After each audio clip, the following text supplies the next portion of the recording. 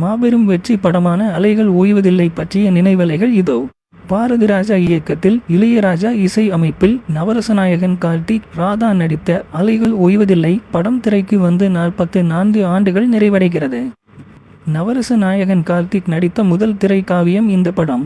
சென்னை 175 நாட்களுக்கு மேல் ஓடியது.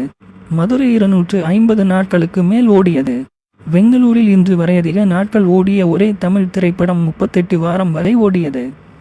ஆந்திராவில் 250 நாள் ஓடியது. 1981 ஆண்டு ஜூலை 18 இல் வெளிவந்தது. பாரதிராஜா இயக்கினார்.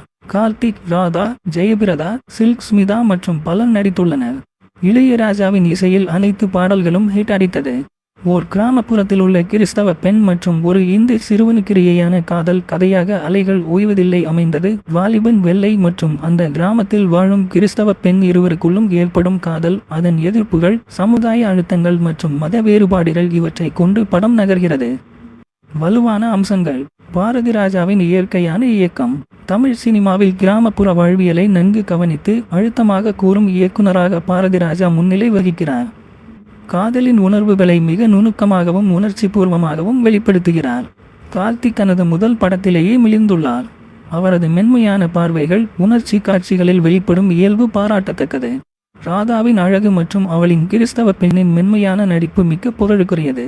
துணை நடிகர்களான ஜெயபிரதா, சில்க் ஸ்மிதா, விஜயகுமார் போன்றவர்களின் பங்களிப்பும் முக்கியமானது.